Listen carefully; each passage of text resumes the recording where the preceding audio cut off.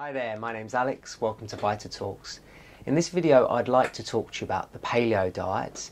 This is an ancient diet and it's based around the foods we were designed to eat, and this is according to our evolution. Before I go into the foods that you shouldn't eat and should eat, I want to go into a bit more detail about the roots of paleo diet. This is important just to show you that it's not some new fad diet. This actually has an incredibly long history dating right the way through human evolution. Human evolution has occurred over 1.7 million years roughly, and over that time period we've lived largely as hunter-gatherers, which is what the paleo diet actually is. It's a hunter-gatherer style diet. So we went out, we foraged for foods, we picked things, we hunted. It was very much on a day-to-day basis.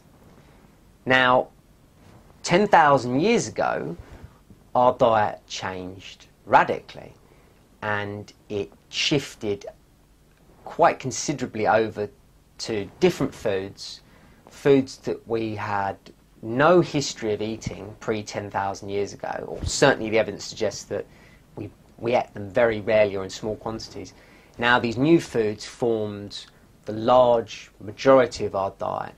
Those new foods were grains, beans, dairy and potatoes, and I think most people would recognise that they are a majority component of our diets today. I just want to emphasise a bit more though that 10,000 years ago this was a massive dietary shift, and this isn't really disputed. I mean, most people working in this field would say, yeah, absolutely, our diets shifted over. We started farming, we produced particularly things like grains, and those grains could be stored and they allowed human populations to expand, and we could trade in grains and things like beans as well. And so these new foods formed a massive component of the new diet.